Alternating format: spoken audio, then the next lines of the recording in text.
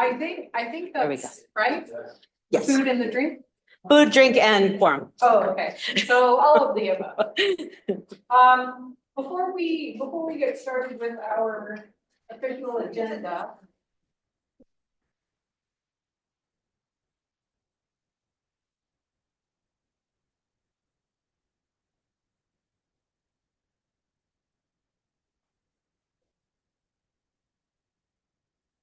Thank you. Thank you. First, I wanted to thank you all for being here. Nancy, where are you, Nancy? Oh, I don't know, have we ever had a faculty senate meeting on North Campus? That was before COVID. So that's cool. Yeah. I also want to thank President Stokes, Provost Holloway, Peter, Jack, Sever, for walking from the shuttle stop outside Gamesman Hall with me, so I wasn't walking alone. Nice day, so thank you for that. Thank you to all of our presenters for being here, including President Stokes, EGPs, Provost Holloway, and Dr. Mike Richards, and the rest of our presenters. One more thing. Oops, I'm not standing on Teresa's X. You're in a good spot. I'd be terrible on the red carpet. Can I see your hands, including people online? It'd be fun to know. So how many of you are from Central Campus? Okay, that's awesome. And North Campus? Okay, that's pretty even number, right? How about Valencia? Justin representing Gallup. I know John's gonna be online. John Los Alamos online, and Taos. So I just wanted to point out that Peter drove 5 hours to be here with us today. Totally awesome, and now I'm embarrassing him. Film and digital arts, yeah, at Taos. Okay, so now I'll get started on our official business. So our first agenda item is approval of the agenda. Are there any changes, additions, corrections to the agenda? Seeing, hearing none. Nancy, you're helping me with the Zoom, right? Thank you. Oh, I forgot. Thank you, Teresa, Nancy, Gina, Candace, for getting this all set up for us.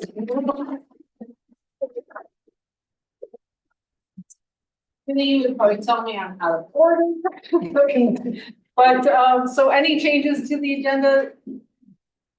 Seeing, hearing none, agenda is approved.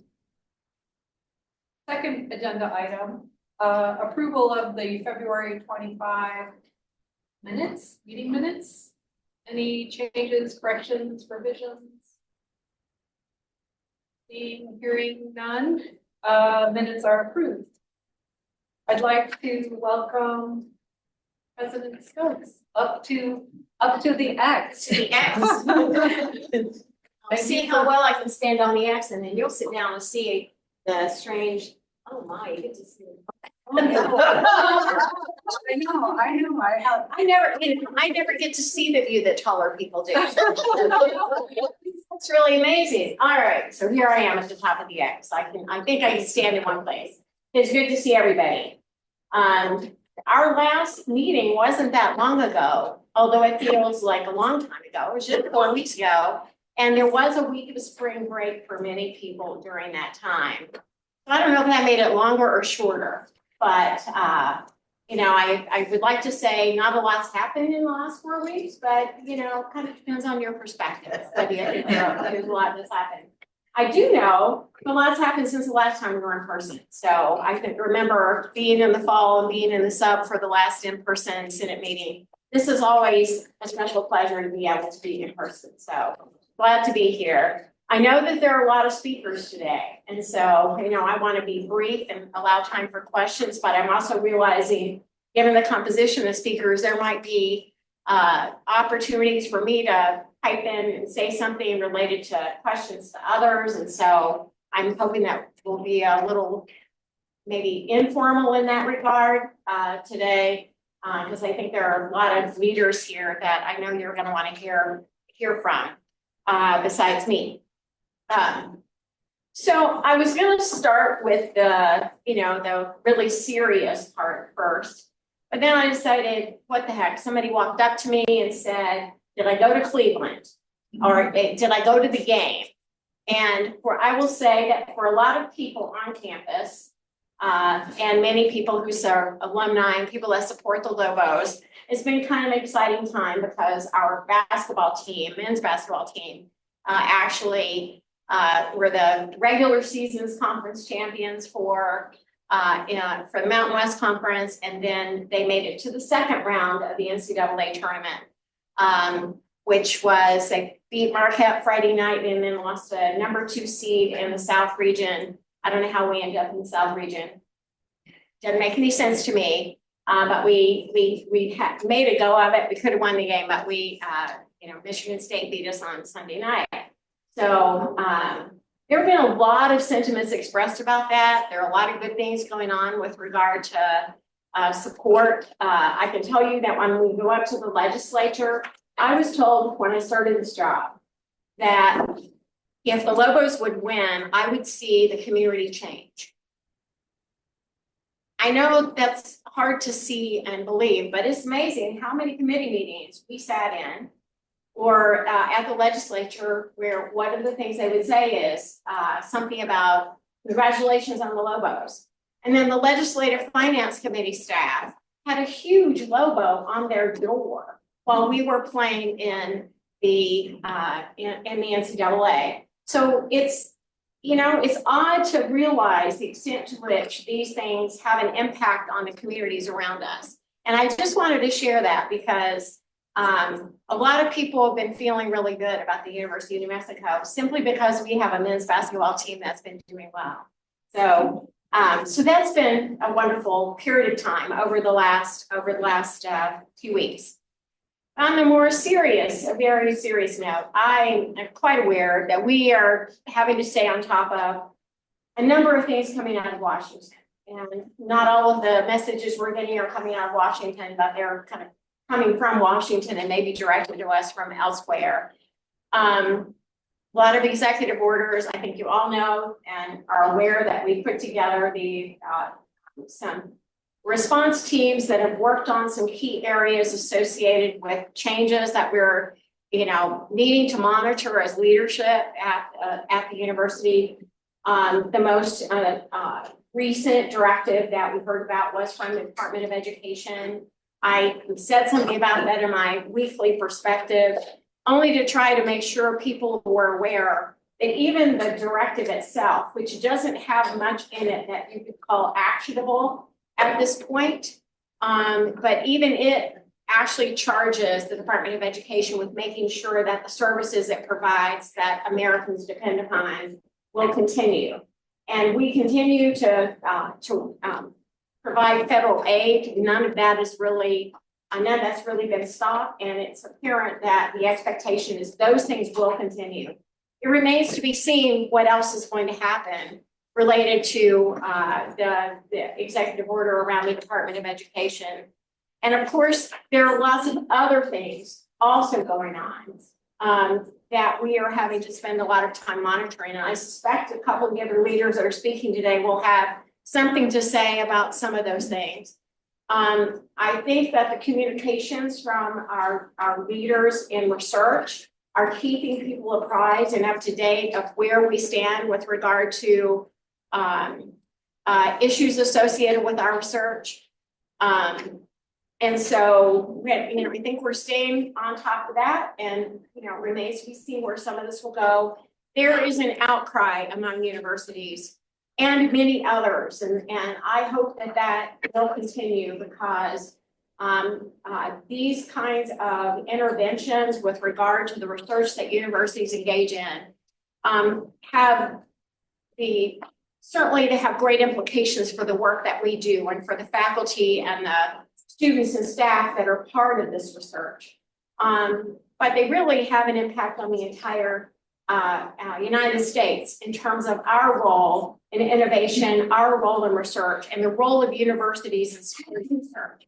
So, I think we're going to see more and more about the fears associated with the interventions on research. And, we'll be part of those conversations.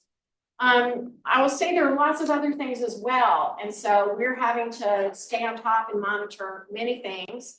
I have, particular concern related to, the thoughts of cuts to Medicaid. Our state of New Mexico is heavily dependent upon Medicaid. We don't know for sure. It's a very complex system that exists. We don't know where that's all going to land, but of course, that is something that we are having to monitor with, potential to impact healthcare in New Mexico and the delivery of healthcare at UNM. But I think that's probably something Mike Richards will be happy to, say more about if that's something you're interested in. I just want to assure you that, our message is, this university has been around for a very long time. Last meeting, I think I shared, we had celebrated our 139th birthday. We've been through challenges before, and these are things that we will get through again. We are staying on top of things and realize the uncertainty that's been created for many people that are at UNM and members of our community. We know, I did a traveling office hour just this morning with members of our ombudsman's office and CARS, and they were talking about the things that they were hearing. And it is clear that people are dealing with this uncertainty, trying to figure out what to do. And, the only assurance I can provide is the belief that if we stick together and don't allow these kinds of things to tear us apart, I can assure you leadership is working really hard to make sure that we are on top of and looking into the future for what might be coming next. And that's a bit of a challenge, I would say, trying to figure out what might come next. But in some ways, these things were foreshadowed. We had conversations in the fall, at least I did, with leaders of national organizations in higher education. It's still kind of a shock when you see some things, because there is no doubt in my mind that higher education, is a focus. And so, we have our work cut out for us in explaining what it is we do and why it's important. But we will continue to do that. And I can assure you that we will be paying attention, and we will let you know things when we realize when we know there are things that we can do, actions that we can take. You might be aware that we did receive, I think it's out in the public, that we received a letter from the Department of Education. It was, and I think it was public, that UNM is on a list of universities that are being investigated. I will tell you that investigation, from everything that we can tell, involves a single project called the PhD project. It's something that we signed on to, or one of our schools did, for the purpose of, we paid a small amount of money. I'm telling you a little bit about what I do know about this. A small amount of money for the ability of a particular school, and you'll know which one it is as soon as I tell you, to recruit a more diverse population for PhD students for business. And so it's called the PhD project, and we were noted as one of the institutions that had signed on with the PhD project. So we are preparing our response for that. But when you see that UNM is on the list, that turns out to be what it's about. And it, it really, I will tell you, it represents best practice for years and years and years for how you diversify a pool, and completely legal. We are of the mind that we do not engage in illegal DEI. What we do is intended to actually use best practices to diversify pools and to make good decisions. And so obviously we'll be checking all that we're doing, but I just wanted to let you know, if you see that we're under investigation, that is entirely what it is about at this point. So moving from the federal side to the state side, legislature, they had a 60-day session. They have a lot of money from what, people talk about how much money actually exists at the state level. And so it's been quite a session with a great deal of activity. And that session ended officially, I think at noon. I think they might have adjourned right before noon on Saturday. The governor has until I think it's April 11th to decide what to sign or what to veto. And so, but we fared, we had a number of things where we fared pretty well. There is and there'll be more detail once we get past that April 11th deadline. And you'll probably have someone, maybe Mike Foley will make a presentation. We'll have a report that will be disseminated and you'll be able to see all the specifics. But there was an increase in formula funding for higher education. There were some special supplements and what are called non-formula adjustments that UNM should be able to benefit from. There was some additional support for the Student Retention Initiative for four-year schools in New Mexico. That will be, spread out across the four-year institutions. Some focus on student support services, which we've been saying how important building out student support really is for the success of our students. The compensation that was approved coming out of the legislature and to the governor is for an average compensation increase of 4%. That's really the ING. It's not our auxiliaries, and we end up with approximately 80% of the funding that the state makes available toward an average of 4% compensation. For health sciences, it doesn't come close, and we always have to make up that difference. We are uncertain about whether or not it would be an average of 4%, because in years past, except for 1 year, the governor has crossed out the word average, and it has been a 4% increase. And so the budget leadership team met with me last week. They proposed a 4%. I'm still looking at what the budget leadership team has provided to me, but I wanted to tell you that that was the amount that was approved at the legislative level, and the 4% I'm sure will be approved. It's just a question of whether it will be across the board 4% or average 4%, which makes some difference. In terms of RPSPs, I think many of you are aware of what RPSPs are, Research and Public Service Projects. We really didn't see much increase in RPSPs. The judicial selection received, my read of the report, judicial selection got a little more money. Office of Medical Investigator got more money, but not nearly what we needed for them to get. There were a couple of other funds that also received some support. We'll have a much more full report than coming in the coming weeks. But I wanted you to know that there were some good things, really. We got support for our humanities and social sciences. We got support for things associated with our School of Medicine and a number of other projects, pharmacy. So, much more to come related to these things after the signing period is over. I did want to mention that we had a couple of our faculty recognized for some nice awards. Chuya Wai, an assistant professor in chemical and biological engineering, was a recipient of the New Mexico Tech Council's Women in Tech Award, and Beth Hay, did I say that right? Yeah. Composer and professional faculty member in Department of Music, was awarded a 2025 Discovery Grant from the Opera America's Opera Grants for Women Composers to help her complete her opera. I wanted to congratulate both of them. We do have a few other initiatives. School of Engineering hosted its inaugural Jedi Summit, which is 2 days of action-oriented discussions associated with on topics of equity and accessibility and inclusion.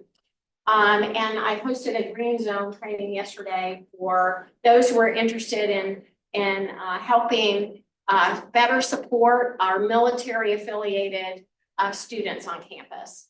And I think with that, I think I'll just let it go and see if you have any questions. And then of course, Provost, I think, comes after me, and some things that emerge there, that questions associated with that and with Mike Richards' presentation. I recommend you have a question to give your name and your role on campus. Questions for President Stokes?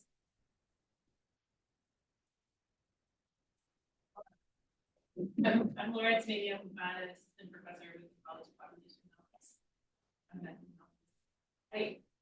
You mentioned that the sort of national associations of higher education, and I was just wondering if you could share like any of the conversations they're having or any hope they could give for one sort of banding together to kind of like if there's a way that we can support each other, if there's things faculty can do to kind of make sure that we're all kind of on the same page and kind of presenting a united front. Yeah, so you mentioned you're in the School of Population Health. I forgot to remember to say that there's some funding for School of Population Health in the budget. So I just wanted to mention that. The national organizations that one of the major ones that is associated with the research universities is the AAU, and frequently, the AAU, the American Academy of Association of Universities, New Mexico is not a member of that, but they often partner with the American Public and Land Grant Universities. Now, AAU is a combination of private and public universities. But often the issues that exist in higher education they band together. ACE is another national organization that is monitoring some of the work that is going on. So I'm not yet clear all the ways that we can work together, but I can tell you the conversations are about what do we do to protect the research missions at universities. I'm the chair of the Urban Serving Universities Board, which is a combination of several dozen urban serving universities, all public, that where in our conversations, we're often talking about the challenges for international students, for undocumented students. And so it's really what is the best messaging at this point? How to get banded together to have a strategy. Sometimes the way these things happen is you find out what's going on by talking with the national organizations, but the real effort comes from what happens behind the scenes with other groups that have the potential to have more impact.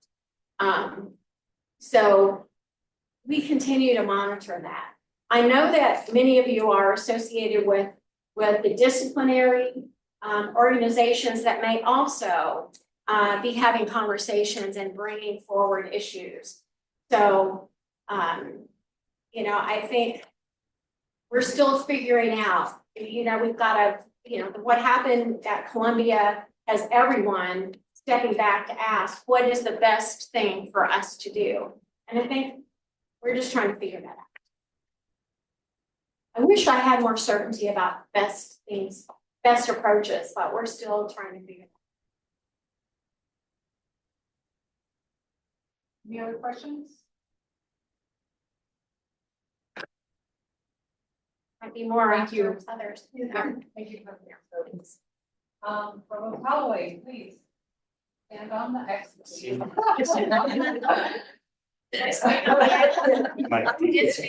You can.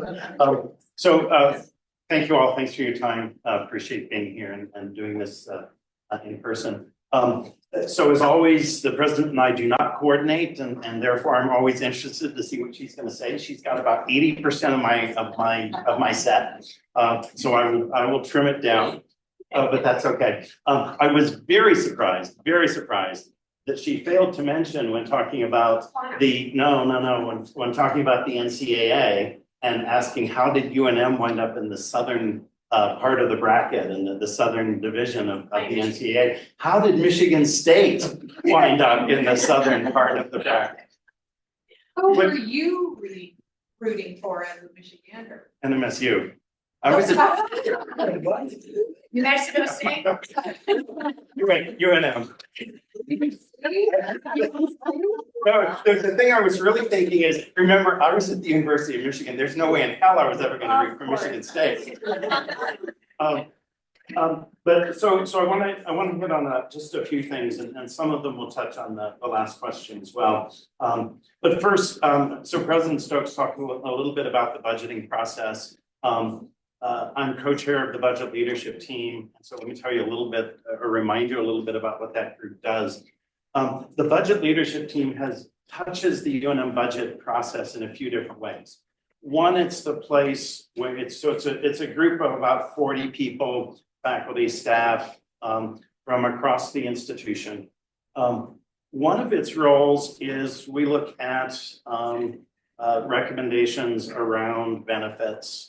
And so, for example, there's significant increases in healthcare costs and healthcare insurance this year. We're seeing double-digit increases in the cost of healthcare insurance.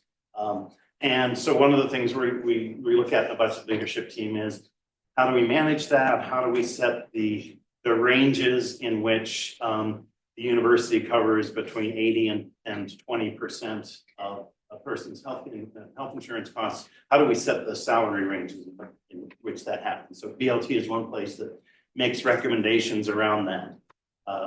Another thing that the budget leadership team does is make recommendations on tuition increases.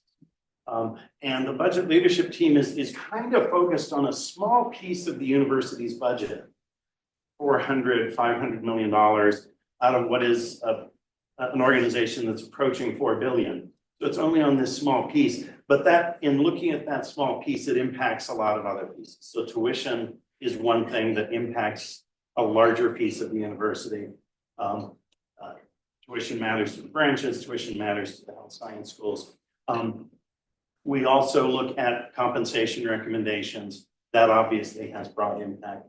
And so while the budget setting of the budget leadership team is about this small thing we call the core fund, smallish thing, or 500 million is not small, but is about the core fund. The decisions that are made in the budget leadership team, the recommendations to the president and then the regent, set what we call the budget assumption, which are about what's tuition going to do, what do we assume about enrollment, what do we assume, what do we recommend around compensation. And so that's the role that it has. Budget leadership team also makes recommendations around student fees. And so those recommendations then all go to the president. They have done that now. The president has those, and she decides what to do with those recommendations and forwards them on to the regents for action, who ultimately have the authority to set. So the BLT did recommend a tuition increase for the Albuquerque campus, excluding the MD program and not including the branches. So a small tuition increase is recommended there. There's an increase in the technology fee that's been proposed. The two student government organizations, SUNM and GPSA, have built-in escalators that are already pre-approved. Those are in the recommendation as well. And so that's currently kind of where we are in the process of those recommendations have gone to the president. They will move forward to the regents in a few weeks. So that's kind of, again, where we are in the budget. With respect to some of the things that are going on in Washington and the various executive orders and other actions that happen at the federal level, I want to share a few messages that I've given in a lot of other forums, and I think they're helpful to hear. And as faculty senate, you can help us amplify those voices. And Dr. Richards and I, along with Ellen Fisher and Hangame Racy, did a town hall focused on research a couple of weeks ago, but the same messages were shared there. So one that's really important is we have a philosophy for how we're responding to various executive actions. And the fundamental philosophy is we're not responding to things that aren't specific in action. And so especially in the last few weeks, there've been all kinds of statements, letters and so on that were non-specific. Just as an example, the National Science Foundation director sent out an email to all PIs saying, stop doing DEI work. That's not actionable or specific. Doesn't say what they mean by DEI work. It's not a proper stop work order. There's a contractual way by which the National Science Foundation can say stop work. That ain't it. So we didn't act on it. Other universities did. We think our philosophy is the right. When we get something specific, we're going to act on it. To date, we have 17 active stop work orders on grants. That's not a huge number. We have about 1,900 grants total. We've had some stop work orders that were then rescinded. I'm not counting those in that 17. So there are a bunch of cases where somebody said stop work, and then a week later, and no, you didn't need to stop work on. Of the stop work orders we have, about half are associated with USAID, which, as you know, has significant impacts on its operations. So that's not surprising. But literally about half of those stop work orders are USAID. A bunch of the others are sort of mysterious. Okay, so it's the stop work order on small modular nuclear reactors. We're not quite sure why, and we haven't determined why. It's a subcontract, actually, of the non-USAID. Roughly half are subcontracts. That one's a subcontract to another university. We are seeing other universities being more conservative in their approach, and so sometimes they're stopping work if they think there might be some issue around DEI related work. And so, but again, we don't always know why we're seeing this stuff.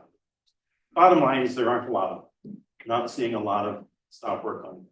We are seeing a lot of slowing down of the awarding of grants. NIH paused for quite a while in their work to either renew or award new grants. That's all started back up again. What we recognize is that means there's a delay built into the pipeline. So we probably will see some impacts because of those delays that have been built in. NIH seems to have of the large funders, NIH seems to have the biggest set of delays built in at this point. It's not significant for many. But again, NIH is moving forward at this point. Department of Education has seen some significant impacts. About half of their staff has been laid off.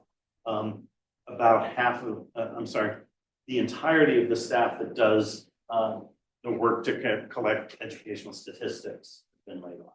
However, we were told this week, no, continue to submit your data to the system where that is collected. So reflects the comment that President Stokes made. The statement from the administration is we're shutting down this organization, but not its functions. And we're keeping the functions going. Now, I can't tell you I know how that's going to work. But they have explicitly, even though they laid off that staff, asked us to continue providing the educational statistics data in a system called IPEDS, nationally approved participants. So we're seeing shifts, we're seeing some uncertainty about how things will continue, but we're getting clear messages. All funding continues, a whole set of other financial aid continues, educational statistics, data collection continues. So that's kind of where we are on that. And then just a couple of messages. So I've had faculty ask me, I'm going to multiple faculty, I'm going to a conference to present my work on diversity or work on social justice. Should I not go? Well, first I'll say it's your decision to go or not go, but I think that it's okay to go, right? This is our work, this is our research, it is okay to talk about our research. We can do that. And so I'm not advising people to not go to conferences because the subject of the conference might be questionable to some others. Again, it's a personal decision, but it is not the university's advice. We're not asking people to not go. We haven't. I've been asked, well, if I go to such a conference, should I not represent that I'm from UNM? I don't want UNM to get in trouble. We are proud of our researchers. We're proud of the work you do. If you go to a conference to present your work and talk within the sphere of your expertise, I'm very happy to see you proudly represent yourself as being from the University of New Mexico. And those are two of the messages I want to get out there to folks. There's been this climate created where folks are a little uncertain. Should I talk about my work? Should I talk about my affiliation? If it were me, I would. Again, it's a personal decision, but I think that it's important that we talk about our scholarship, show it to our colleagues, our peers across the country and across the world. And I think we ought to recognize that it's coming out of the University of New Mexico. So again, that's kind of that message I wanted to make sure, that we can deliver as broadly as possible. Folks can be comfortable knowing at least that the institution is supporting you in doing it. And I will stop there. I'm happy to take questions too. I'll give them all to the president's face. Natalie Adolfi, biochemistry from the School of Medicine. So 17 out of 1,900 grants having stop work orders sounds like a sort of 1% impact, right?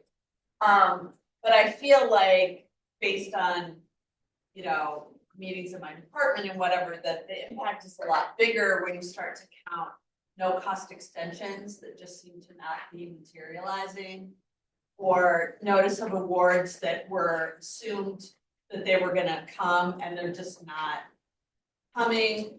And I mean, we basically had a meeting in my department today where we were being asked to think about well, if you had to choose between your postdoc and your grad student and your tech, who would you want to keep? Because maybe your NCE isn't gonna come through, maybe this notice of award isn't gonna come through. It seems like training grants that pay for grad students or postdocs that are aimed at diversifying, science are being most heavily hit.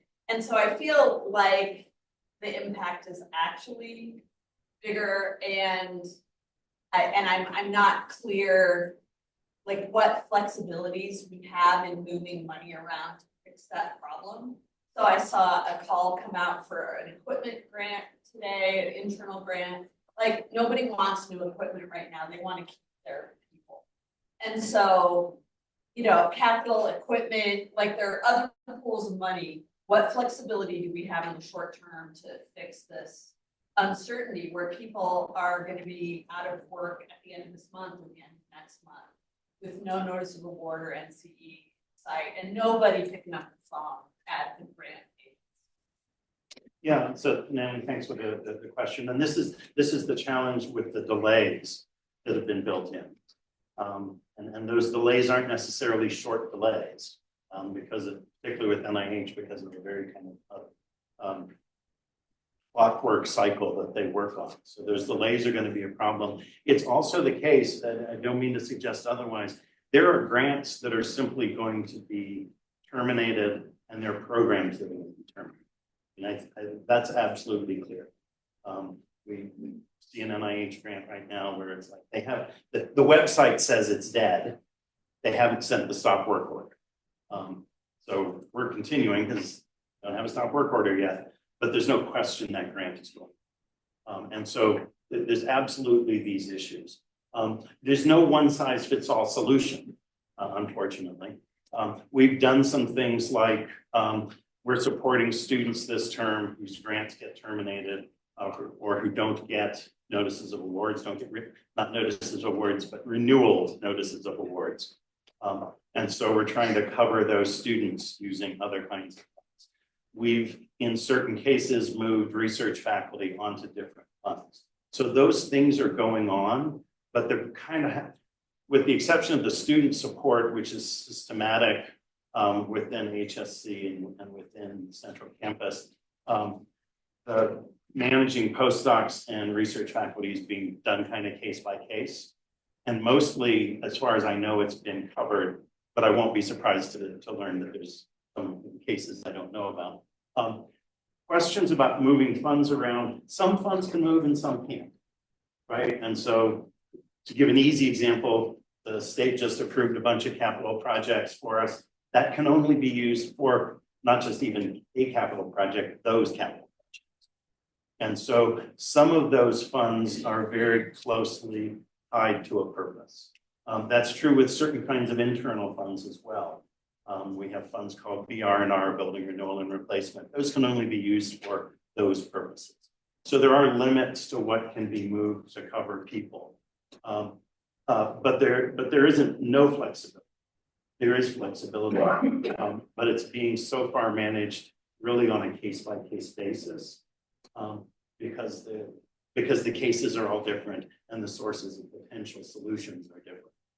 And I also want to say that I don't want to represent that we will be able to solve every case. And there's a reality here. There's a possible future in which we have individual cases where, no, we can't find a way to continue to support them.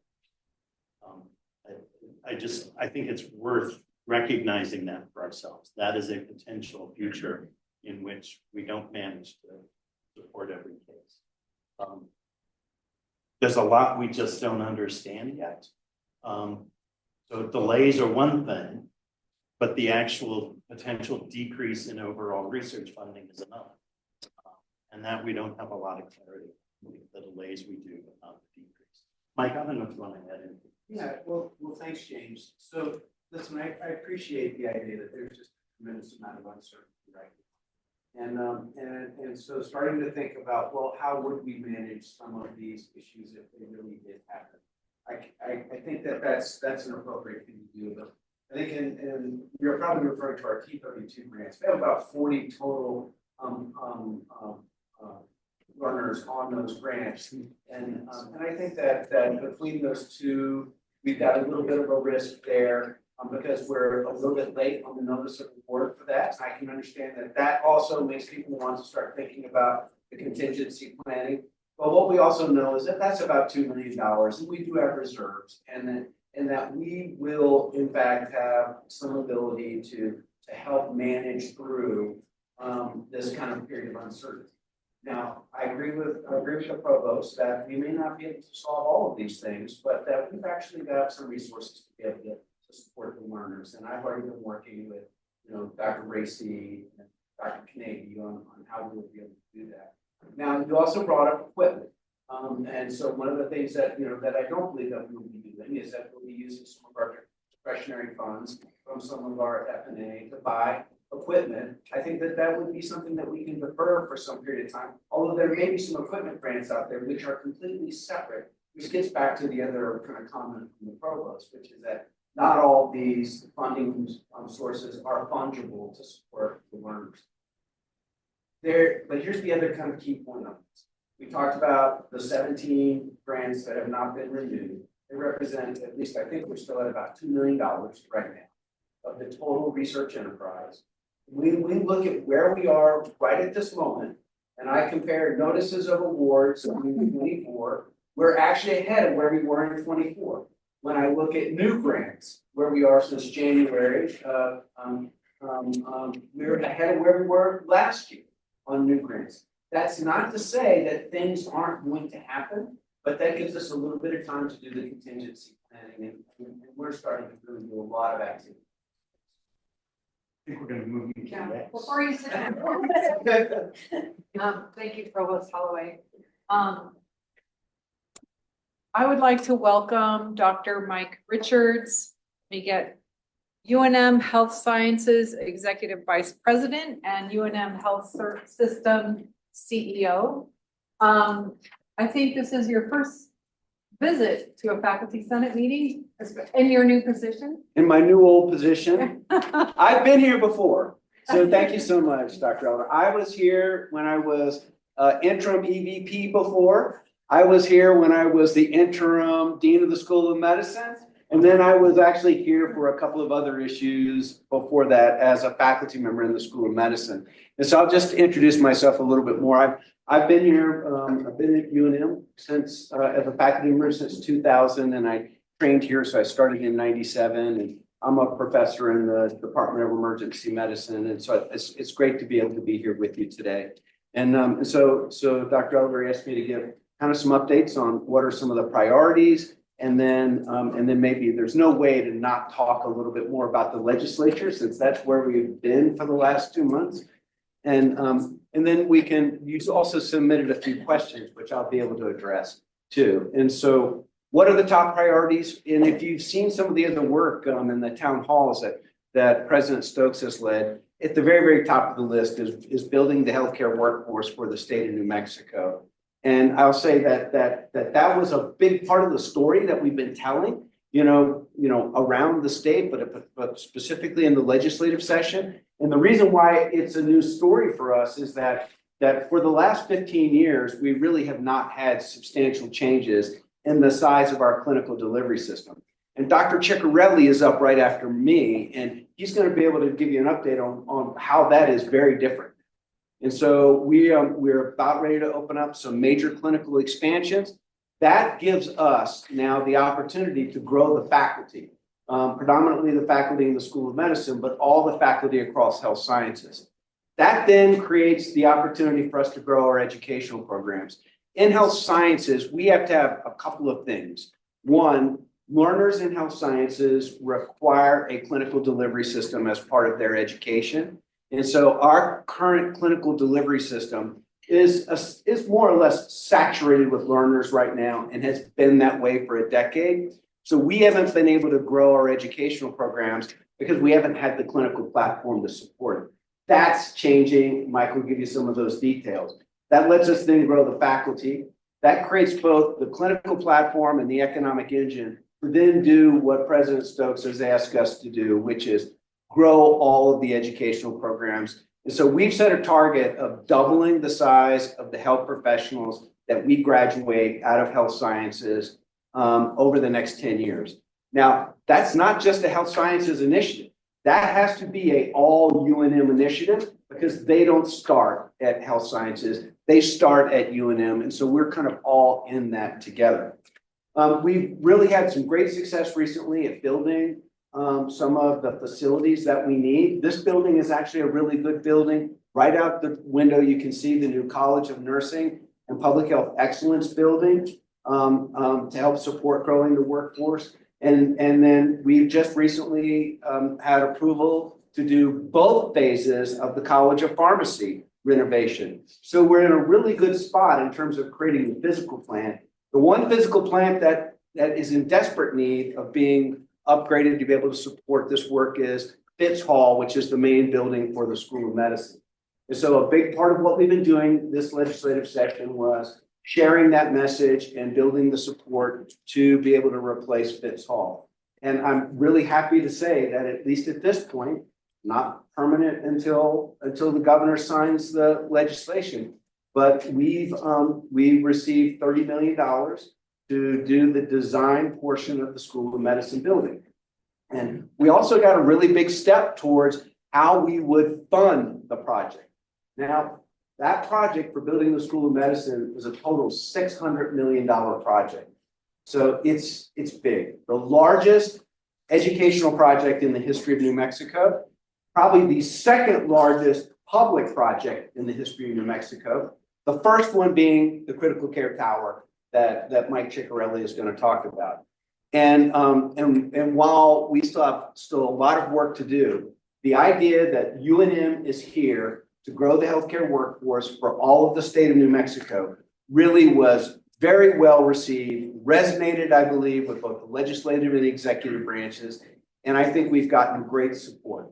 And in fact, on my way over here, and I've had a chance to tell President Stokes this, we've already been contacted by the Legislative Finance Committee to say, can we set up the meetings to talk about how we keep this project moving ahead? So I was gonna at least give them a week before I reached out. But so that goes to show, I think, that we're in a really good spot. Which gets me to I'll answer one of the questions that you asked, which is, so that's us. Well, how are we gonna support the state? Well, that's how we're gonna support the state. You know, our job is to train the workforce for everyone, not just us. And so I believe that that's why we're starting to get some of this really important support. And I can say that you know, most recently, you may have participated in this. We passed the mill levy for UNM Hospital. We have worked really hard to position ourselves as a health system that's part of everyone's health system. And that, you know, because if your job is to train the healthcare workforce for Presbyterian and Loveless and Christus St. Vincent's so that they can be the best organizations they can be, then it doesn't make sense to call them the competition. They're our partners in delivering healthcare. We work for them. We're their trauma center. We're their children's hospital. And I think that has started to work to position us well in this community. And in fact, at the mill levy, you know, those folks who have in the past have maybe not always supported us were some of our strongest supporters. So I think we're in a really good spot right now. Both at the state level and locally. Another one of the questions that you kind of ask is, well, if you're growing the workforce, what are you doing about retaining the workforce? Even had a little conversation with Dr. Davis in the hallway about this. I'm going to put this into the category of, we probably need to tell our story a little bit clearer and maybe a little bit better. You know, being in healthcare is really tough. Okay. And so I want to acknowledge that. And we do have to work hard to try and retain all of our workforce. But when it comes to faculty, the actual numbers are that our turnover rate or our attrition rate at UNM and for faculty is 8.2%. The AAMC national average is over 12%. So we are doing much better than the national average and have been for about 8 years. And so while we may ask, what are we doing about this crisis? Know that our peer organizations are asking us, well, how did we manage to get the number down to 8%? So I think that shows that we are making some success, you know, not again, but I caveat that with, I absolutely appreciate how hard the job is and all the work that we need to do on that. In terms of the legislative session, I'll just hit a couple other high points. We did get the funding for the second round for the College of Pharmacy. And so I'm very excited for that because if you've been watching the news, you see some of the incredible things coming out of our College of Pharmacy. Many folks may not know, but I want to ask, the whole conversation around microplastics that you've heard, I mean, how many people have heard about that? Do you know where that came from? Here, our College of Pharmacy. That concept and that work, the basic science and the environmental work from our College of Pharmacy. And I mean, and so it just goes to show that, you know, that true world-class research is happening here. That's changing our understanding of the environment. And so I'm really proud that we're going to be able to help give them the kind of research facilities that they need. And President Stokes noted that we're still working on building out the resources we need for our College of Population Health. And we did get some success for that this year. And then we also got support for like GME.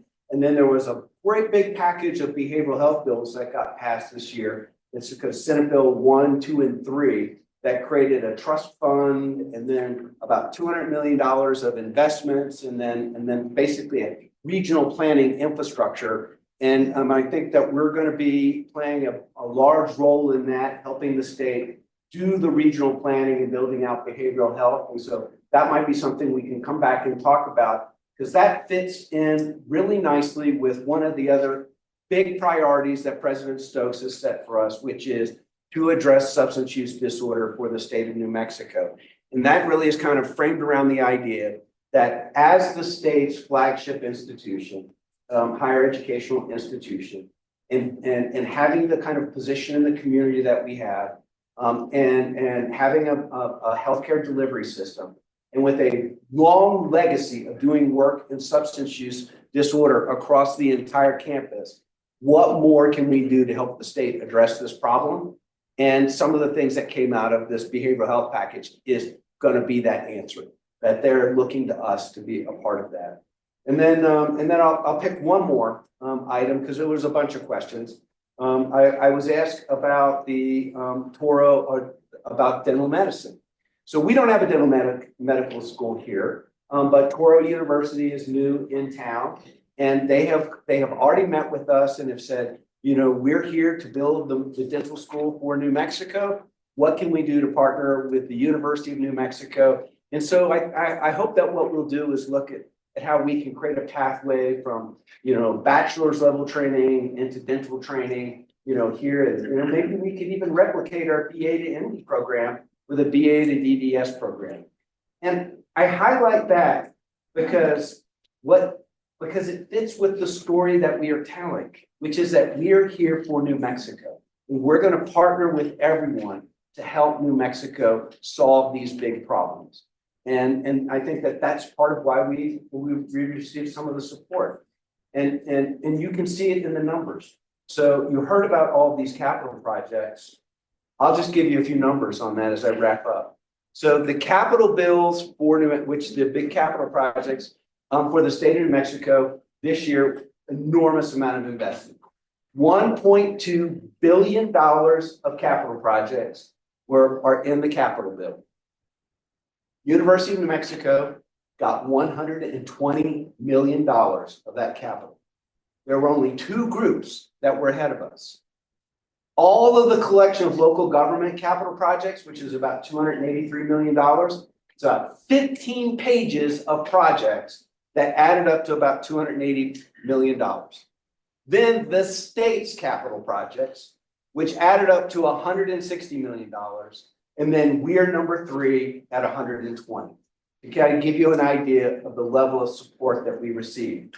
And if that wasn't enough, I don't know if we've got anybody else listening here, but I'll just point out that ENMU got 6, New Mexico State got 34, and as just kind of some examples to put it into context. So it was a really successful year, and we're, at least so far, and we're incredibly grateful for all that support that the state's given us. Thanks. Thank you, Dr. Richards. Thank you to those of you who sent your questions in advance for Dr. Richards. Can we open it up for maybe one more question? You didn't get a chance to send yours in, Michael? Yeah, I just wanted to ask, so I'm a product of UNN undergraduate. I just wanted to know strategically,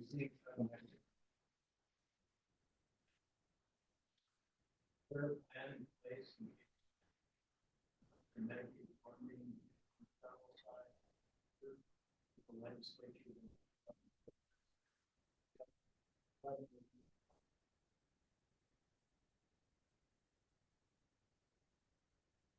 Yes. Well, thanks, Mike. So the question is, what about Medicaid? We talked about the federal changes around research. So in terms of both Medicare and Medicaid, and I'll talk about both of those. We really rely tremendously on both of those programs to support our clinical delivery system. So it's about 41% of our total revenue is in Medicaid and Medicare. It's about $1.3 billion of our health system revenue, and almost $850 million of it is in Medicaid. And we've created an incredible relationship with the state that has given us the Medicaid resources to be able to deliver the care we are, but also build like the new facility.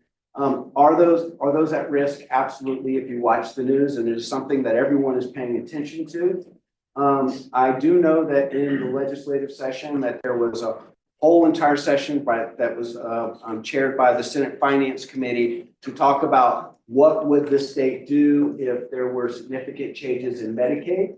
And it was even contemplated, and the governor has even said that after the federal budget comes out this fall, that if there have been changes in Medicaid, that she is kind of contemplating calling a special session for the state to address Medicaid. The state, as one of the big things that happened this year, is that the state did create a Medicaid funding program. And so essentially creating a trust fund to put $1 billion in to support Medicaid. That was ultimately intended to be a trust fund that would deal with these kind of changes down the road. But knowing that they may come sooner, folks are already contemplating, would we have to get into that trust fund sooner to be able to support the state? But the reality of it is, back to what the provost said, at this moment, we don't have anything specific or actionable on this. But believe me, we are all paying attention to this. In fact, we are contemplating and understanding that the state may ask us, what would you do if the cuts were to come? And so we're working on putting together the various scenarios about what would happen if Medicaid were to be reduced, so that we'd be well prepared to share that. But I'm hopeful that that doesn't happen, because Medicaid isn't a partisan issue anymore. States of all different kinds of political ideologies and all across the United States depend on Medicaid for the delivery of healthcare. And for you to think about this, and this is something that I got to say to the legislature, is that it's easy to think of Medicaid as being the insurance program for the low income or more vulnerable individuals. And to a certain degree, that is true. But when you're in a state like ours, or actually anybody's state, because a significant number of people use Medicaid, there aren't two different healthcare systems. There is the one healthcare system. Whether you're commercially insured or Medicaid, you get care at the same level 1 trauma center. And so wherever Medicaid goes is where everyone's healthcare goes, regardless of who your insurer is. And so it's important for everyone to want to protect Medicaid, because it provides the backbone for everyone's for everyone's healthcare delivery system. Thanks. Thank you so much. It's my pleasure to welcome UNM's hospital COO, doctor and registered nurse. That's right. Mike Ciccarelli. And I just want to mention, you have to stand on. Oh, I have to stand on the Sorry. axe. Okay, sorry. So that's so the people on Zoom Can see, absolutely. But I got the idea to invite Mike to Faculty Senate because Mike was giving a presentation at the Board of Regents Health Sciences Center meeting. Committee, yeah. Committee meeting. And then I chased him out of the room and asked, will you come to Faculty Senate? Because he was presenting on so many of the cool projects that are happening on North Campus. And since quite a few of us are not necessarily from North Campus, or even if you are, you might not even know what's all that's happening. So thank you, Mike, for being here, and I'll turn it over to you. All right, well, good afternoon, everybody. Thanks for having me. So I'm going to talk a little bit about, I move around a lot, so I'll try to stay on the end. I'm going to talk a little bit about the critical care tower that's coming online in the very near future. That is our largest project right now at University Hospital. Really, I want to kind of start with the reason why we're building a critical care tower. People see it on Lomas. I mean, it's massive, and they're thinking to themselves, why do we need such a big hospital? University Hospital runs consistently over 100% of our licensed capacity. Let me say that a little bit differently, because people hear two different things on this. They hear, wait, you can't staff the beds, and so you're not opening the beds to take care of patients? That's not our problem. Our problem is we don't have enough physical beds to put people in. Our demand is very, very high. Our emergency department oftentimes has 50 to up to 75 people waiting for inpatient admission in the emergency department. Now, Dr. Richards and I both work in the emergency department down there, so we know firsthand what that looks like. It is very hard for the staff there. It's very hard on patients that are there. And so we have a call to build more inpatient beds. And just to give you an idea of sort of where the rest of the country is on this, and we're starting to see this fluctuate a little bit, but for right now, the benchmark, if you will, is about 85% of capacity. So hospitals like to be at 85% or less, ideally, than their licensed beds. And they run at high efficiency in that model. Again, we're consistently above 100%. And that number recently, this morning, it was 124%, just to give you an idea. We've been as high as 150%. So That new hospital is very important to us. It's important to me. I've been here 27 years. I am a nurse. I want to take very good care of our patients. And so to deliver that tower is super important. So the capacity is one part of the issue, but also we're the University of New Mexico. We're not the University of Albuquerque or the University of Bernalillo County. We're of New Mexico. We want to make sure that we're taking care of patients throughout the state. And unfortunately, because of our capacity issues, sometimes patients have to be transferred out of state to be cared for. And I look to the south part of our state, Las Cruces is an example. They have to transfer patients to El Paso or Lubbock because we don't have capacity to take their patients. We really want to improve that, and we think the tower is the first step to making that happen. You know, the main building, the main hospital, the older part, as people call it, was built in 1954. And a few things have changed since 1954 when it comes to healthcare delivery. Right? You would think things have gotten smaller in terms of equipment. That's actually not the case. Things have gotten bigger, right? We have robots now that do surgery. They're huge. They take a lot of space. So part of the other drive is to make sure that we have a modern facility to take care of our patients and afford our staff the ability to have the space they need to do good work. And I think we're going to accomplish that. Okay, so let's talk about the tower. What's in it? I get that question a lot. Like, great, you're building this massive building. What's in the tower itself? So let's talk about the scope. The majority of the beds are 96 inpatient beds. Those are going to be dedicated to intensive care space. Okay. If you look at the tower and you look at the top 2 floors of that tower, we've created expansion space. So we've created what we call shell space, which is basically built on the exterior, but empty on the interior, so we can expand in the near future. If you go to the levels below that, the 2 floors below that are those ICU beds that I mentioned. If you go further down into the organization, we're developing a new operating space, a new perioperative space. Our operating room is going to have 18 beds. Our current has about 15. And again, I sort of give the example that if I stand in one of the operating rooms, and Dr. Davis, you know this, whom I'm talking about, I can stretch, I'm 6'3", and if I stretch my arms, I can almost touch both walls in the room. That's not what a modern operating room should look like. A modern operating room should be about half the size of a basketball. Put that in perspective. So we're really excited to deliver that space as well. And of course, we're going to have imaging and CT scans and MRIs and all the fun things that you need to do the diagnostics. We have a new adult emergency department coming online. That's going to have 46 beds. It's going to have an area that is built for behavioral health, which is so important to our community right now.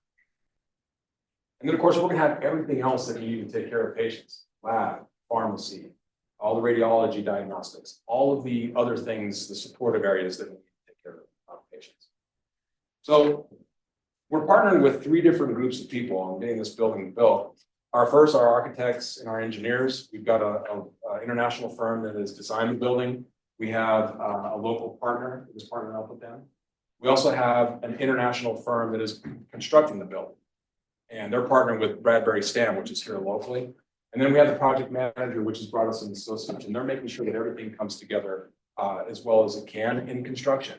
And, you know, I want to share something. You know, people ask me, well, wasn't this supposed to be open a year ago? And the answer is, yeah, it was. We were looking in October of 2024 to get the building open.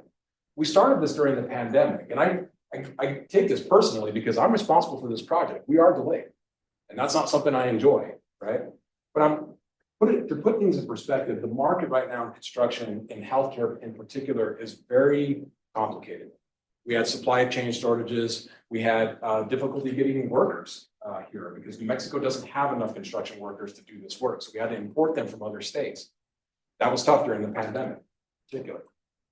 But to put things in a little bit of perspective, there's a hospital that's being built in San Francisco. Now I know it's California, so you can say, well, it's California, so it's a little bit different, but it's really not. So their building out there is going to be a little bit larger than ours. They have 2 more operating rooms than we have, and they're spending about $4,900 a square foot to build that. We spent about $600 a square foot to build ours. So there's a huge disparity right now in healthcare construction, and we think that we came in at the right time, even though we started in the pandemic, to get this building delivered. Now, where are we at in the building? We're 94% done. So we're right on the edge. We're getting very, very close. But finishing the construction is only part of the story. We have to activate the building. And what that means is we have to put all the stuff in it. We have to get all the equipment turned on, make sure it all works. We have to bring the staff in, have them do drills. What happens if there's a cardiac arrest? How do we get to the operating room the quickest? All these different things that we have to take into consideration. That takes us about 60 to 90 days. So to put things in perspective, we anticipate the building is going to be complete construction wise in July. Okay. So then we are planning on activating the building starting around August 1st, because we need the fire marshal and the CID to sign off on the building construction. Then from August 1st to October 1st, that first week in October, is when we're going to activate the building by doing all this drilling that I spoke of. And then that first week in October is when we'll see our first patient. And we're doing sort of an all-in, right? We're not going to do it, floor at a time. We're going all in one shot, moving folks from the current platforms to the new delivery system. So that's where we're at now. I'll talk a little bit about the backfill, because I know that was a question that came up. So we're vacating 3 ICUs and an emergency department and an operating room. Okay. So again, I mentioned we don't have enough inpatient capacity. We're not going to let those spaces go to waste. So we plan on going back, maybe doing a little patching and painting and buff the floors a little bit. And we're going to turn those back into patient care rooms, probably progressive care, not ICU level. Our emergency department will be renovated to feature an observation unit, which is something that we've needed for a long time. Those are patients that are not sick enough to get admitted to the hospital, but not well enough to be sent home. So we can watch them for 24 to 48 hours and then make a decision on where they go. We're also going to expand our pediatric emergency department. They have gotten extremely busy. They had 12 beds. We built that in 2007, and they had room to rattle around. Now they're back to hall beds. So we're going to expand them into that adult emergency department as well and give them about 20 more beds to see patients. The ICUs will then convert to progressive care. And again, we really want to go in there and just do sort of paint, patch, beautify, turn it on, and go back to work. So your next question is going to be great. Where are you going to get all the people to work on this? Where all these folks are going to come from? Dr. Richards touched on a lot of it. That's a long-term solution. That takes us a while to build up. We've been recruiting heavily. And, just in case anybody's interested, I brought recruiting brochures. If you know people that are in healthcare, I'll leave them in the back of the room. All the information is here, right?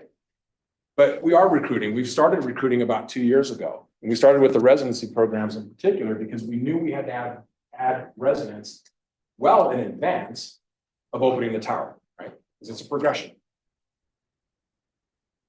So that's what I had. I think that's my 10 minutes. So I'll get back on the X. Are there any questions for me? So Arlen University, only level 1 trauma center in the United States. You're a nurse. Is there any discussion of ever seeking magnet status, which will make it a lot easier to recruit nurses for all those beds you're going to have? That's a great question. And magnet status is sort of the ideal condition really for healthcare workers. For those of you who don't know what magnet is, we looked into magnet status actually, and we are following a lot of the doctrine that magnet puts forth in our day-to-day practice. We have not taken the step to go to the application process. The application process is extensive. You have to submit literally volumes of paper to be reviewed. We take the approach that if we're doing all the things that magnet require, we're creating the right environment for people to work in, and that draws people to our organization. We've seen hospitals go away from magnet status because of the work that's involved in it. There's a local hospital that pulled out of magnet status application because of that reason. Our main focus right now is recruiting. And your point, having magnet status is definitely recruiting potential, but we're also seeing that because of the healthcare shortage across the country, that it's probably not making up.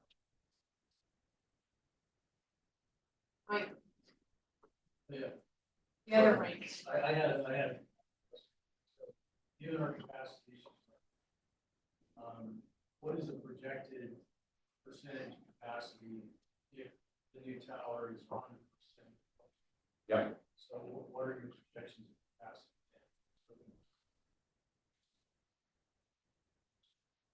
Yeah, it's going to be a progression, Dr. Davis. So what we're anticipating is day one, we're only adding 24 ICU beds, right? So we're going to see an impact. It's not going to be a dramatic impact. When we backfill, and I want to try to get that done in less than a year, way less than a year if possible. We're gonna add that 72 beds, right? So we'll see that increase. And then those 2 floors on the tower that we're gonna outfit, that'll be another 96 beds. So the idea is to move as quickly as we can, and as fast as we can staff, frankly, to get those beds open. Per day right now, we're In the state, no, just say you and. well, I'll say the state because we got a lot of people coming here. So, I think the latest projection is 1,000, 1,200. Between 1,200 and 1,600 beds. to get national coverage. In the state. But there's not many people adding beds right now, particularly out of the Albuquerque area. All right, thanks so much. Mike, Yep, for being here. no problem. Thank you so much. Appreciate for that. Was Appreciate it. this your first visit back? It is the first visit. I wasn't sure what it was, and so. Lee's at the back of the room. If you know people, we love to have them. So much. I'm so pleased to welcome our next presenter, Vice President for Equity and Inclusion, Dr. Asata Zarai. Also, she's also Assistant Vice President for Equity and along with Dr. Zarai is Assistant Vice President, for Equity and Inclusion, Dr. Julia So. Come on up. And I just have to say, I'm so grateful to Dr. Zarai because it's only within the last few months that we've been meeting on a regular basis. And so I really appreciate the time that you have given me as a representative of the Senate. Absolutely. Thank you so much. Before we get started, I wanted to respond to the question asked by our colleague in population health about what some of our professional associations are doing in this moment. There is an association called the National Association of Diversity Officers in Higher Education, and they are co-plaintiffs. They're the main plaintiff, but also co-plaintiffs with some other organizations. And they filed a lawsuit against executive actions in February. And so that's one thing to pay attention to. Also, the American Federation of Teachers filed a lawsuit alongside the American Sociological Association, so one of our professional associations, against the federal government, U.S. Department of Ed, and that one is focused on the Dear Colleague letter, efforts to weaponize civil rights laws and attack educational programs and student opportunities. And so there are great conversations going on within these associations, but also lawsuits that are being filed and some action too in response to those lawsuits. And so more to come on that, but I just wanted to make sure that I shared that with folks. All right, and so Julia, come on up. I'll stand here. You can go stand on the X. I'm introverted, so I'm going to make her stand on the X. And so, thank you so much. So we're going to just be giving some updates from DEI today, and we're doing this in the context of our efforts to make progress on the UNM 2040 goals. That is still going on. You know, we've been a little distracted since January, but we're still making progress on UNM 2040. And I'll talk a little bit about the Rapid Response Team on Inclusive Excellence. And so I wanted to make clear that our efforts all fall under the Department of Labor's ideas about good faith efforts. And so these are all legal. We are following the good faith efforts in order to promote faculty success and student success at UNM. So I'll turn it over to you, Julia. So do you mind? I just can, going- yes, Thank you so yes. much, I appreciate it. So the NCFPB, National Center for Faculty Development and Diversity, UNM holds an institutional union. That means any employees in UNM can activate your individual account. And there are multiple benefits when one activates your individual. So this is the homepage of NCFDB, and once you get there, we have a circle there, and you can just go there, become a member, and the browser will take you into a form, and you just input your name, your discipline, and your rank within UNM, and voila, you become an individual account holder. So through that account, it's like this here, then you got access to all these wonderful resources. It allows you to attend free webinars to help you sort of like navigate department politics or university politics, help you to monitor your own timing in terms of achieving the ultimate goal, becoming a professor or even a full working, helping you to work on your publish. So for something that published or what? Flourish, right?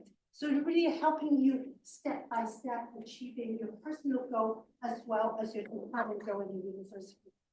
But it's more importantly, it also allows doctoral students, provide resources for doctoral students to help them move forward towards a dissertation, when to write it and what to write.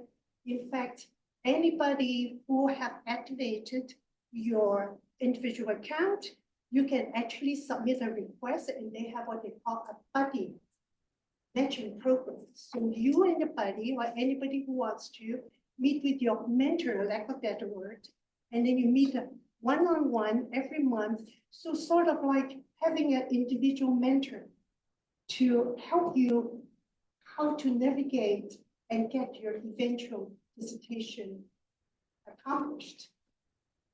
Yes. So once you activated the account, there's more better things coming along. Is really the faculty success programs that is offered to HSC faculty member, anybody who are on the tenure system. Main campus, unfortunately, we're still negotiating with branch campus as chancellor, so that will come hopefully soon.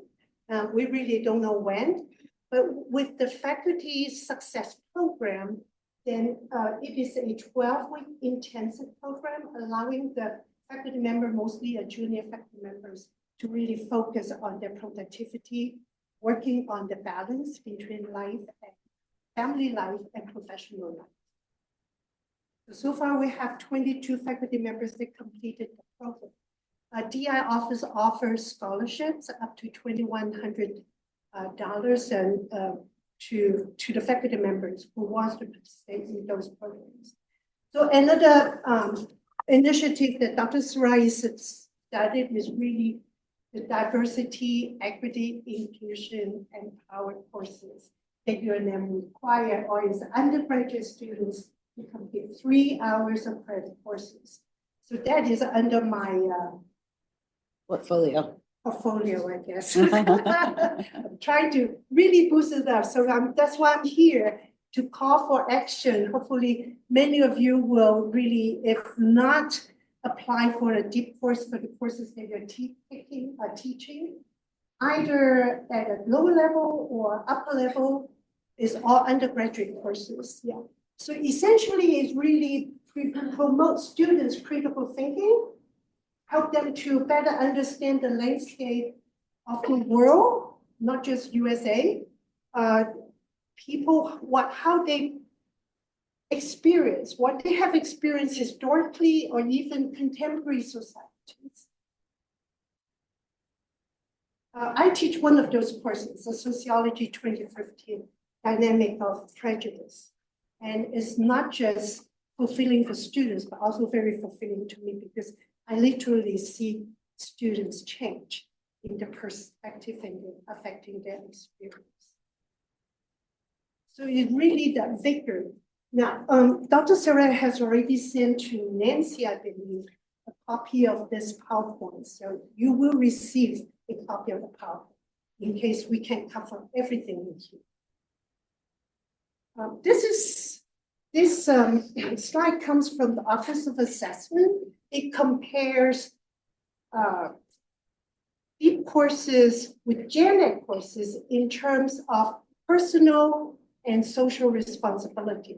And the red bar is really for the deep course, and the kind of greenish blue bars is for the gen ed courses. You can see the outcome from 1 to 4, we have a higher numbers in terms of assessment, the impact on students. I think my 3 minutes is up. So I'm calling for anybody here, even senators who sign up online. Please consider joining the committee, Diversity Council Curriculum Committee, that we approved. The committee's charged to review courses and approve courses. The idea is really to have more deep courses to offer to our students, to really increase their horizon, either globally or nationally. If you have any questions, I'll be happy to entertain maybe one. If not, send me an email. Questions for Julia, Dr. So, or Dr. We're not quite done yet, so you're. Oh, Yeah, okay, you have more, of course, yeah. So this is Just tell me what QR to do. code to the resources that Dr. So talked about, and additional resources in DEI that we won't have time to cover. But I wanted to have an opportunity on the next slide to talk a little bit about the Inclusive Excellence Rapid Response Team. And so as you know, there are 5 rapid response teams. And we're gonna just keep it moving here. These are the members of the Inclusive Excellence Rapid Response Team, or you'll hear me say IE instead of Inclusive Excellence, and RRT instead of Rapid Response. You see we have really good representation from HSC. And we covered many topics in our Rapid Response Team, as you see listed here, looking at accessibility, academic freedom and free speech, admissions and pathway programs, diversity initiatives, and other things. And so we're going to keep it moving, trying to stay under time here. And so our process was to review the relevant executive orders. Fortunately, we had a lot of folks who had experience in law, in addition to other good analysts. And so we read all the executive orders and analyzed them relative to the list of items you saw on the prior slide, to think about how do the executive orders apply to UNM. And then on the next slide, we have the one, okay, before the next slide, this slide, I want to just mention that we wrote a 20-page report that we submitted on the 14th of February. And the provost has summarized all 5 of the reports from the 5 rapid response teams on the president's website. So I definitely wanted to point that out to you. If you just go to the president's website, or if you Google UNM president and executive actions, it will come up. Okay, and so this is a summary of our recommendations from the Inclusive Excellence Rapid Response Team. First and foremost, it's really important to resist anticipatory compliance. And the provost talked about that in terms of we're only going to respond where things are specific and actionable. And so we're really pleased that UNM has taken that stance. And so we have recommended a narrow versus a broad reading and application of the executive orders to various programs and practices at UNM in terms of academic freedom and free speech, as well as accessibility. Those executive orders do not apply because it would take an act of Congress to change the protections that we have in those regards. In terms of admissions and pathway programs, we actually pivoted 2 years ago in response to the SCOTUS decision of 2023. We set up a task force which examined our admissions programs across all of our campuses. And so we are compliant with that SCOTUS decision, and thus we are compliant with any executive actions that refer back to those. The Dear Colleague letter, for example, did. Moving on to one thing that I'll mention in terms of diversity initiatives is that unfortunately we did have to make a change. And as a result of the Dear Colleague letter, it criticized institutions that were hosting so-called graduations for various ethnic groups. Well, of course, those are not graduations. You only graduate twice in your life. Formally, you graduate from high school, you graduate from college. A graduate degree, that is not considered a graduation because you already graduated. Those are convocations. And so we have renamed all of our various Ethnic Resource Center events as stoling ceremonies. The stoles are those decorative stoles that are donned on our graduates. And we are thus compliant with the Dear Colleague letter. I think that's about it in terms of what I want to mention here. So we can go on to the next slide. One thing that we're working on right now is the preferred criteria language for all UNM faculty and staff searches. So back in 2014, this was implemented, and you've seen this language of a demonstrated commitment to diversity, equity, and inclusion and student success, as well as working with broadly diverse communities. I'm really pleased that our provost and HR decided that they didn't want to do away with this preferred criterion altogether, but that we wanted to think about new language for the criterion. And so we, on the next slide, have met with the Diversity Council, which is about 50 people who attend regularly across all of our campuses, the Lead Council. Sorry, I don't want to go into coughing. Which has representation from all of our colleges across our 6 campuses and other stakeholders to put together new language. We're going to be very excited to unveil that soon. I know that Mike Richards saw it yesterday, along with our other EVPs and the president, and we're going to discuss it at a meeting tomorrow and hopefully get to roll that out very soon. And so that's coming soon. I think that's about it. Oh, one other thing that I want to mention is that our final recommendation is to take advantage of opportunities to build community in your units. Unfortunately, with all of the executive actions coming at us and all the changes with DOGE, et cetera, you know, it messes with your executive functioning. You just feel stressed out and it's hard to think straight about what to do. And this is really what we can do in the meantime while we're waiting on our professional societies and other organizations to come together to push back. What we can do is to build community.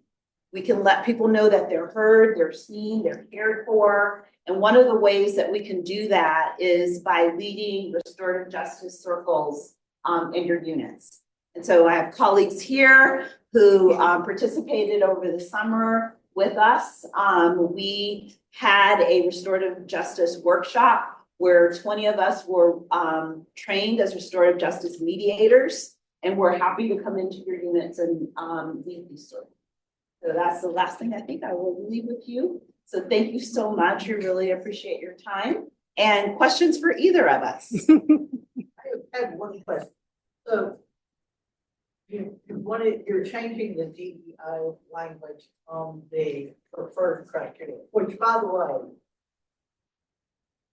needed to be changed because I have heard things that make me cringe when people are saying, oh, the person talked about people with disabilities. That's not DEI. And you want to just crawl under the table.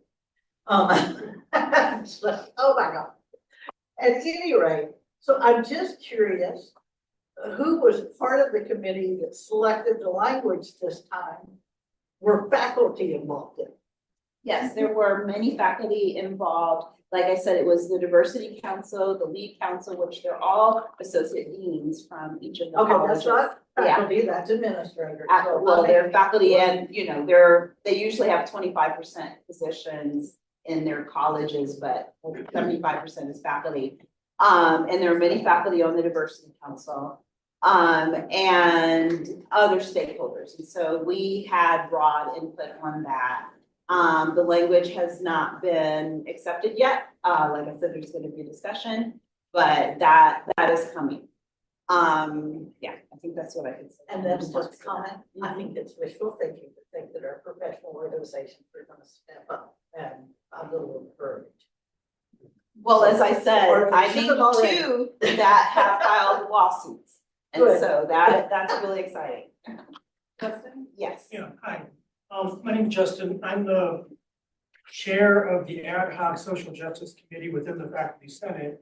And our interest and work is in trying to create relationships with campus groups and organizations that are doing this kind of work. So we were curious about going forward, how we might be able to work, support each other, or what can we do as an organization to bring DEI stuff into the faculty senate, and what can we do to help advocate and make actionable goals for the faculty senate to take this stuff, make it kind of put it in the forefront of their minds, because it's gonna be a rough few decades. So I wanted Absolutely. to broach Please go to that the to next you slide. and see So what I we just- could do. Yeah, thank you so much. Sorry, the one after this. I'm just trying to get my email is there. Yeah. Zarai, the one that says thank you. Yeah. Zarai@unm.edu, or if you all don't remember that, diverse@unm.edu, that might be easier to remember. Just reach out. I'm happy to come and speak with your committee. And I'm really excited to work with you. So, Thank you. absolutely. Thank you so much. My pleasure. Thank you. Thanks for being here. Yeah. Hey, Thank you. next to the X. It's my pleasure to introduce interim Associate Dean for Student Success, Dr. Caitlin Lippett. You should also know that Kate is the chair of the Faculty Senate Teaching Enhancement Committee. And her co-presenter.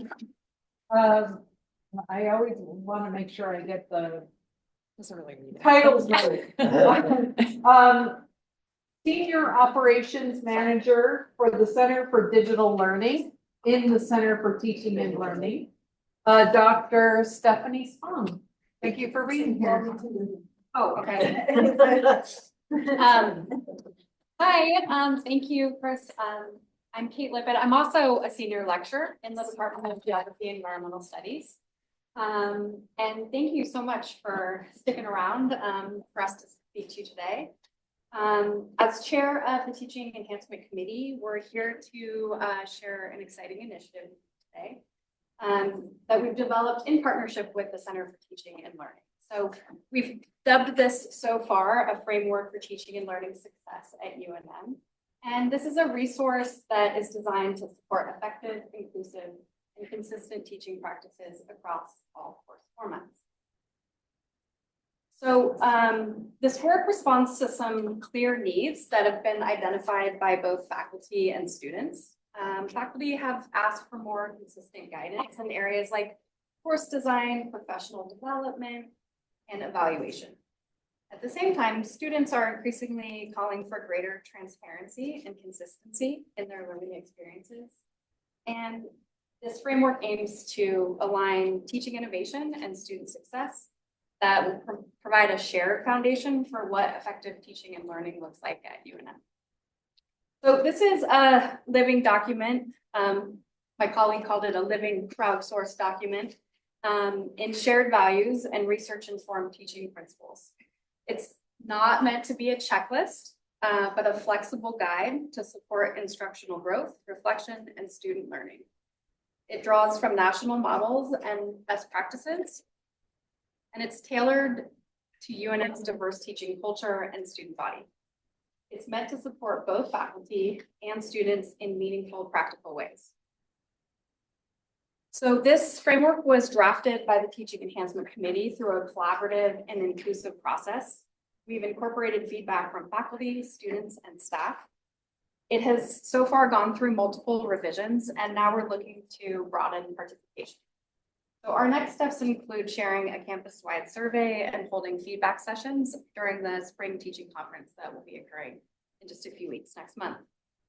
So as a subcommittee of the Faculty Senate, we're here to formally ask for your support in endorsing and helping to elevate this initiative. Your support will demonstrate UNM's commitment to high quality, inclusive teaching.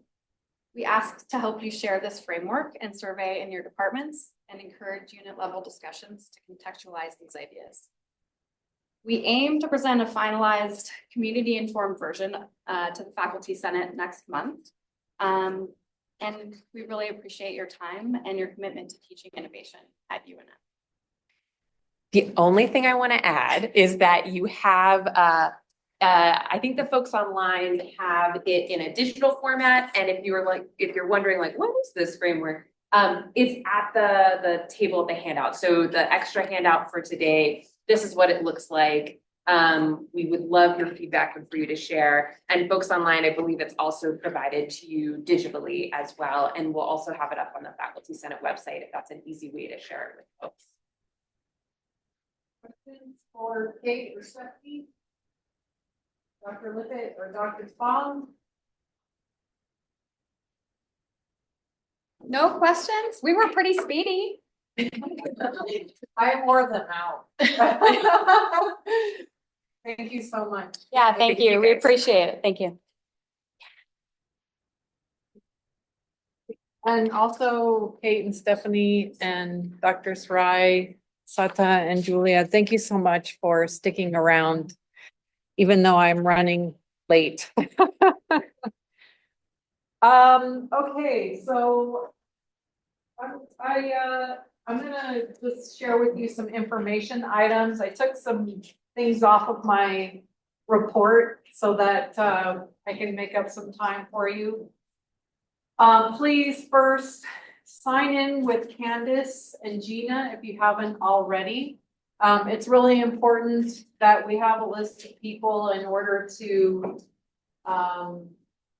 account for the food and the drink that we have here and quorum. Second, I am pleased to let you know I'll be awarding the Sarah Bell Brown Faculty Award tonight to Dr. Sarah Hernandez. She happens to be a colleague of mine in the Department of English, and her focus is on Native American literature.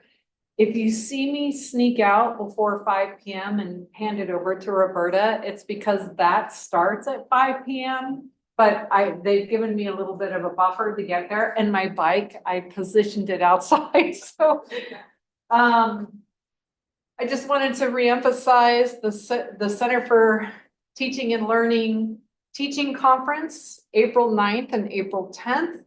The theme is faculty well-being and pedagogy.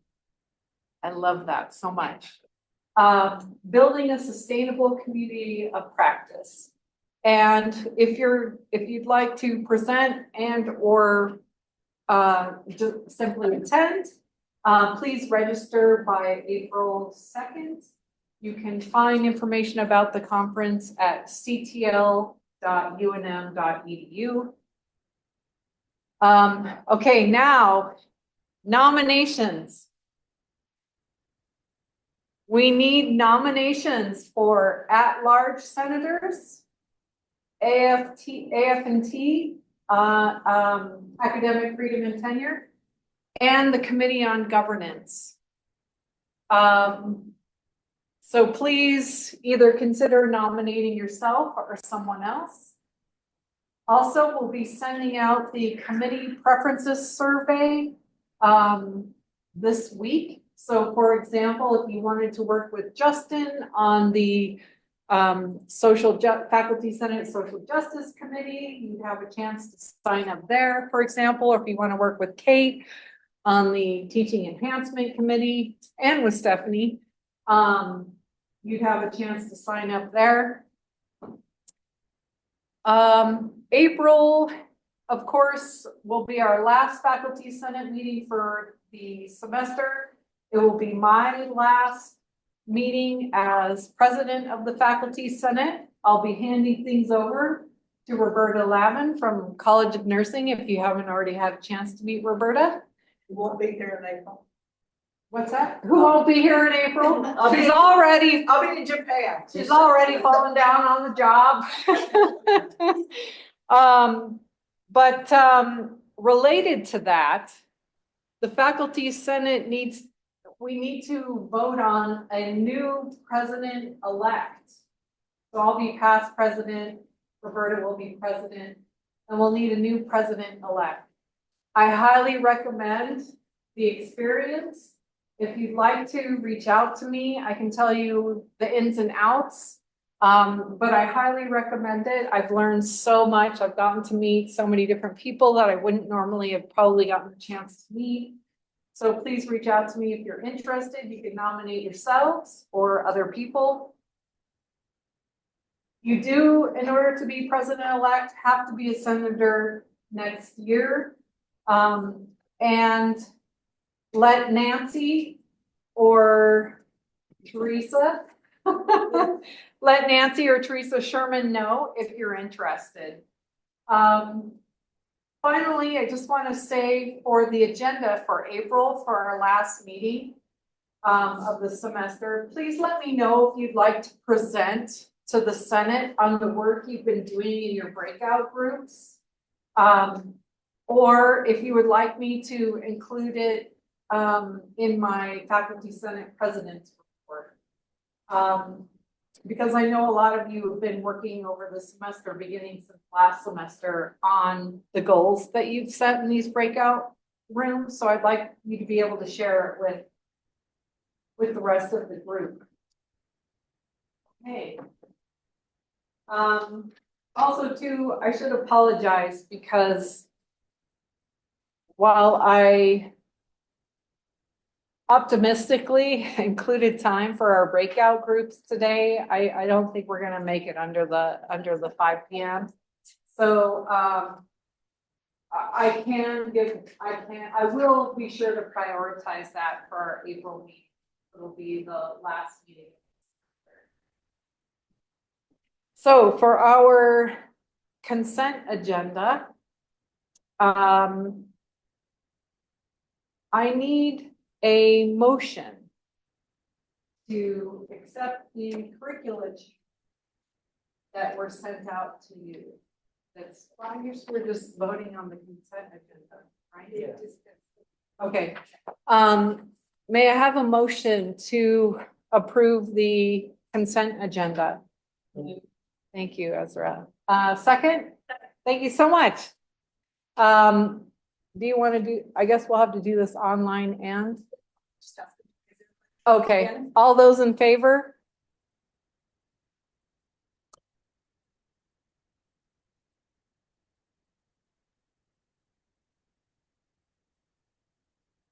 Okay,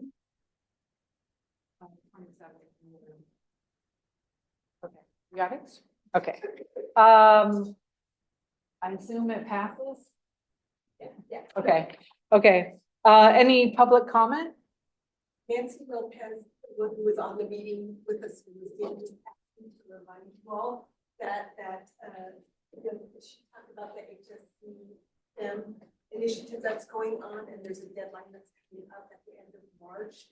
I believe that we send it to the faculty members, but we send you the information. But I believe HSI STEM or something like this. I will send that up to all of you. I did. I'm so glad. So via the list, the Faculty Senate list. Yeah, we can okay. send the information back up. Okay. Okay, great. So in terms of Faculty Senate breakout groups, if you want to check in before you leave today with people in your committee to see if you want to follow up online, since we didn't have a chance to meet in person today. But oh, thank you. Was there a question online? But like I said, I'll prioritize those breakout groups for our April meeting. Right now, I just have invited Jeremy Hamlin from the finance office at UNM, so he can share with you all what the budget plan looks like, both short-term and long-term. Thought you'd be interested in hearing about that. Thank you all for being here. I really appreciate you trying this out in this new space. And again, thank you to Nancy and Gina and Candace for being here to support us in this way. And please be sure to take food and drink on your way out. I appreciate you all and the work you do to support faculty and our students. Have a good rest of your week.